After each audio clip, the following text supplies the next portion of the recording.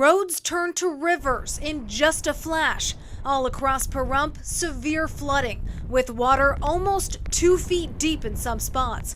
Several drivers braved it, but wound up unsuccessful. The sky let loose. Carol Facillo runs Forever and a Day Wedding Chapel. She says in only about 10 minutes, the skies poured down enough rain to completely flood her outdoor ceremony space. Never has there ever been rain that has flooded my yard like this ever. Locals trudging through the streets were up to their thighs in water.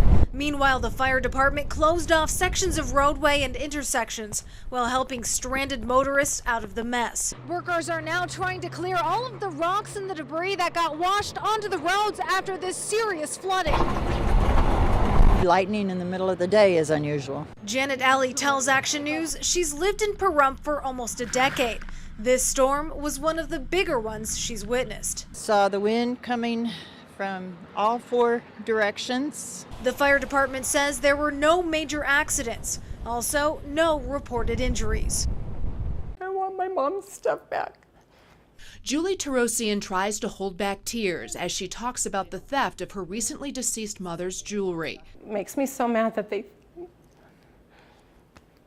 think they can get away with it and just come in someone's home and violate them. Photos show the path of destruction. Thieves took thousands of dollars of property and a family's sense of security. I'm kind of scared to walk up by myself sometimes, like I have my parents come with me. What the suspected burglars didn't know is that the Terosians had installed a surveillance system about a year ago, so multiple cameras around the house were capturing their every move.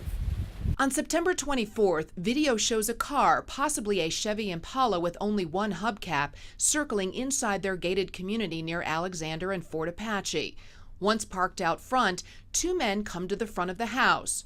Minutes later, one of them grabs a shovel in the backyard. They tried to break in the sliding glass door, and that didn't work, so they came right over here and smashed this window and crawled right in. About an hour later, their son came home, and the men took off. If he didn't come home, we would have been pretty much wiped out. They had a lot of things packed in duffel bags that they were planning on taking. While the Terosians feel relieved that the suspects were caught on camera, they now hope they'll be caught by police. Hopefully somebody will see something and be willing to come forward and help us. We would love that. I thought there already was background checks. I'm an ex-felon, so I don't have the right to possess a firearm. So I thought there was already background checks in place. You have reached the office of Governor Brian Sandoval. If you are calling to vote in support of Senate Bill 221, please press 1. If you are calling to vote against Senate Bill 221, please press 2. As I understand, it is running 75% for him to veto the bill, and 25% are the long-distance calls from New York City asking him to sign the bill. Bob Irwin is being a tad facetious, but the owner of the gun store says outside influences were key in getting lawmakers to pass a gun control bill in the Silver State in the wake of national tragedies. Mr. Bloomberg sent a lot of people, a lot of lobbyists up and brought in people that had been victims of gun crime on the East Coast to make us feel bad, but what he didn't understand is we're already doing background checks. Irwin says gun shows in Nevada already do background checks on buyers, and charging $30 per private sale won't stop criminals, and many locals agree.